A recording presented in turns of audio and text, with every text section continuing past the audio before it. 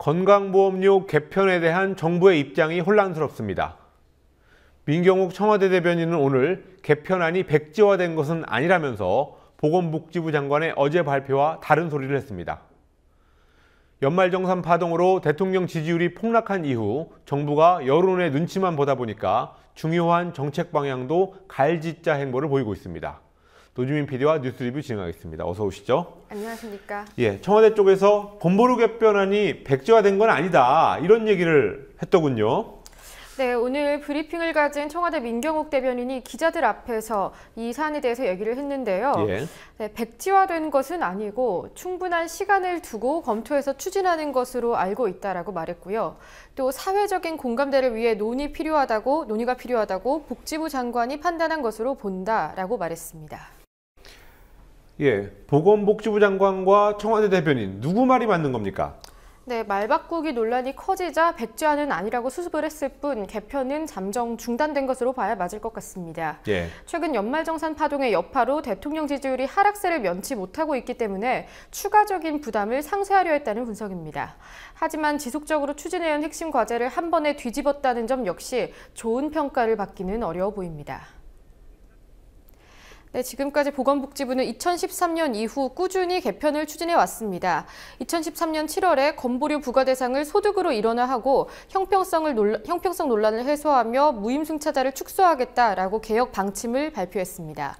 그리고 이후에 추진 과정을 계속 이어오다가요. 올해 1월 14일에는 개선기획단의 최종 회의를 29일로 연기하겠다, 즉 29일에 개편안을 확정하겠다는 식으로 말을 했습니다. 그런데 회의 날 바로 전날에요.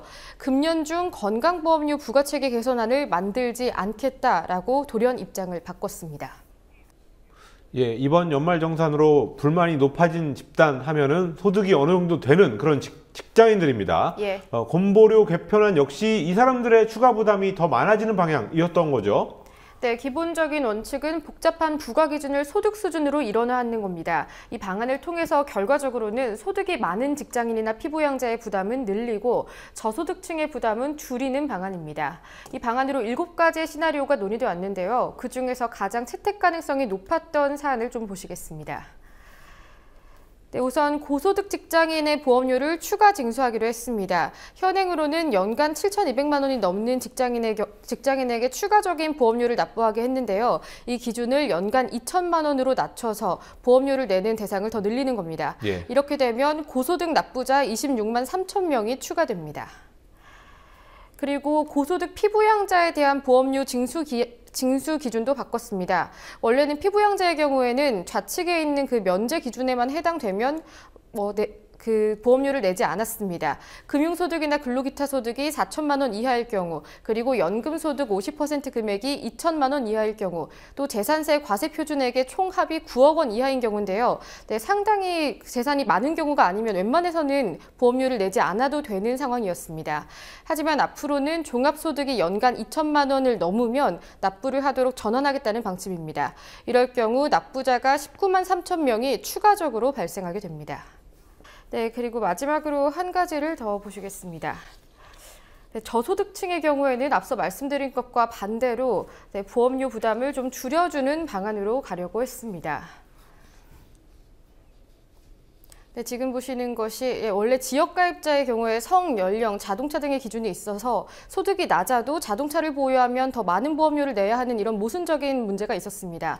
그런데 앞으로는 소득 및 재산 기준 금액을 정해서요. 그 금액에 이하면 모두 일괄적으로 월 16,480원 정도의 최저 보험료만 부과하게 한다는 겁니다. 이렇게 적용을 할 경우에는 24만 4천 가구의 보험료가 인상되는 반면에 602만 9천 가구는 보험료가 오히려 줄어드는 효과가 예상되고 있습니다. 보험료 부담이 줄어드는 사람들, 이런 사람들이 결과적으로 더 많아지는 결과인가요? 네, 그렇습니다. 증감이 어떻게 되는지 한눈에 보면서 설명을 드리면 좀 확연하게 볼 수 있을 것 같습니다. 네, 우선 소득이 많은 직장인이나 피부양자, 그중에서 45만 6천 명이 추가 납부를 하게 되고요. 예. 지역가입자 중에서는 24만 4천 가구의 보험료가 인상되게 됩니다. 반면에 이보다 훨씬 많은 602만 9천 가구는 오히려 보험료 부담이 줄어들게 됩니다. 이에 대해서 야당 의원들이 입장을 발표했습니다. 우선 심상정 정의당 원내대표는 수백억 자산가인 이명박 전 대통령에게 2만 원대, 송파 세 부녀에게 5만 원대의 보험료가 부과되었던 것은 제도적 허점의 극명한 예라면서 제도 전환이 필요하다는 것을 강조했습니다. 예. 네, 그리고 새정치민주연합 의원 이묵희 의원 같은 경우에는 국회 보건복지위 소속인데요. 1,450만 직장 가입자 그리고 2,040만 피부양자는 건보료 변동이 없는 상황이라면서 부자들의 눈치를 보느라 대다수의 국민을 저버린 어처구니 없는 작태라고 규정했습니다. 국토부가 발표한 초저금리 주택담보대출 상품, 예. 어제도 말씀드렸는데 향후에 미칠 영향에 대해서 우려가 지금 이어지고 있습니다. 어떤 우려가 나오고 있습니까? 네, 비판이 커지면서 여당에서도 재검토를 요구하고 있는 상황입니다. 예. 우선 새누리당 김무성 의원은 오늘 당 최고위원회의에서 손실 규모를 정확하게 판단해야 한다고 촉구했습니다. 또 나라 자금과 살림에 부작용이 없는지 당 정책위 차원에서도 검토하길 바란다고 덧붙였습니다. 야권과 시민사회단체는 연일 비판의 목소리를 이어가고 있습니다. 예, 아무래도 공적자금이 거기에 투입되는 공적자금의 손실이 우려되고 있는데요. 왜 자꾸 이런 우려가 나오는 겁니까? 네, 어제 보도했다시피 대한주택보증이 은행 측 손실을 보전할 가능성이 높기 때문입니다. 예. 만약에 이렇게 될 경우에는 저금리라는 매력을 살리기 위해서 은행이 볼 수밖에 없는 손해, 그리고 집값이 오르거나 떨어졌을 때 발생하는 손해 등 2중, 3중의 리스크를 떠안아야 하기 때문입니다. 예, 어떤 리스크가 있는지 좀 더 구체적으로 설명을 해주시기 바랍니다. 네, 화면을 보면서 좀 설명을 드리도록 하겠습니다. 예. 우선 기본적으로 손실이 발생합니다. 확정 손실이 있는데요. 네, 지금 1%대의 경우에는 그 대출이 발생하고 최초 7년간은 코픽스 신규 금리를 기준으로 1%포인트를 빼서 1%대의 금리를 유지한다고 했습니다.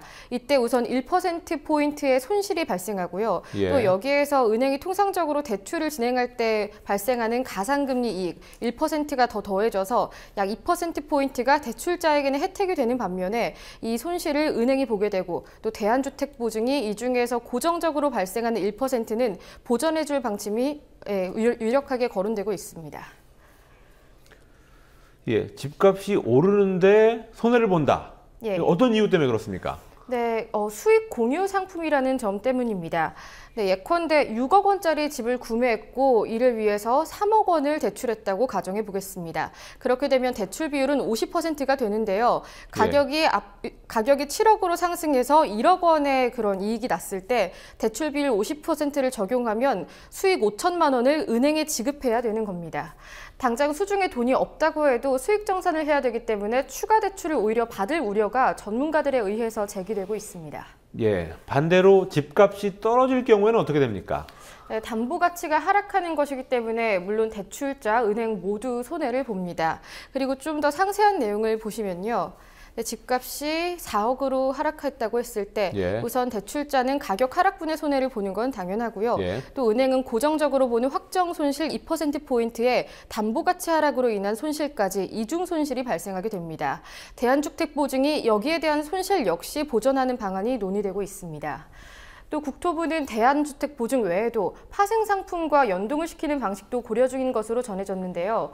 파생기법이 적용되면 추가적인 수수료 발생 또는 금리 변동성으로 인한 변수가 더 많아지기 때문에 불확실이 더 커질 우려가 제기되고 있습니다. 예, 이게 한국판 서브프라임 모기지 사태가 날 거다 이것 때문에 뭐 이런 얘기까지 나오는데 예. 효과는 어떻게 전망되고 있습니까? 네, 전문가들은 어느 정도의 매매 활성화는 이뤄질 수는 있다고 분석합니다. 하지만 소득이 많거나 더 큰 집을 원하는 계층까지 대상이 확대된 것이기 때문에 중산층 이하의 주거 대책으로 이어질지는 의문입니다. 또한 이미 과도하게 껴있는 부동산 시장의 거품을 가계 부채로 보전하려 한다는 비판은 상당히 심각하게 받아들여야 할 문제입니다. 예, 그리고요. 집값이 조금 내렸다고 하는데 그래도 여전히 거품이 심한 그런 상태인가 보죠? 네, 특히 서울의 경우를 기준으로 봤을 때는요, 소득 대비 집값이 살인적입니다. 예. 흔히 주택 거품은 PIR, 소득 대비 주택가격 지수라는 것으로 평가를 합니다. 일반적으로 3.0 정도면은 적당하고 5.0이 넘어가면 집을 갖기 어려울 정도로 거품이 많다, 이렇게 해석되는데요. 서울의 경우에는 8.8입니다. 그러니까 소득 수준에 비해서 집값이 과도하게 높은 상황인 겁니다. 예. 절대적인 주택 가격 자체도 높은 상황인데요. 그런데 정부는 집값이 앞으로 적당히 상승세를 이어갈 것을 전제로 한 대출 상품을 권장하고 있는 겁니다. 예, 다른 소식으로 넘어가겠습니다. 새누리당의 송영근 의원이라는 사람이 예. 여군을 상대로 한 성폭행 이 문제에 대해서 망언을 해서 논란이 되고 있는데요. 사과를 하긴 했다고 하더군요. 네, 기무사령관 출신인 새누리당 송영근 의원이 외박을 보내주지 않은 것이 성폭행의 원인이라고 말했다가 문매를 맞고 있습니다. 또 국회 병역문화특위 전체회의에서 한 말이기 때문에 논란이 더 큽니다. 예. 송 의원은 성폭행을 옹호하려는 것이 아니었다, 부적절한 표현이었다면서 보도자료를 배포했는데요. 하지만 파문이 쉽게 진화되기는 어려워 보입니다. 예, 앞서는 어떤 맥락으로 이런 얘기를 했는지 직접 들어볼까요? 네, 오늘 병역문화특위 전체회의 현장을 잠시 보시겠습니다. 예. 하사를 성폭행을 한 그 11장. 들리는 얘기로는 지난해에 거의 외박을 안 나갔다. 이 사람 성적인 문제가 발생할 수밖에 없지 않겠느냐. 이런 것들이 바로 이런 문제를 야기시킨 큰 원인 중에 하나로 되는 거 아니냐 하는 측면에서 이 군에서 다시 한번 들어다 봐야 될 것 같다. 성 문제가 엊그제 11장 문제 나왔을 때 그 하사 아가씨가 옆에 아가씨라는 얘기하는데 한 방에 있는 룸메이트한테 얘기했는데 제도적으로 이거를 억지소할 채널이 없었다는 거예요. 예, 이 하사 아가씨라는 표현도 상당히 참 한심스러운 얘기가 아닌가 싶습니다. 예, 뉴스 리뷰 여기서 마치겠습니다. 노빈 PD였습니다. 예.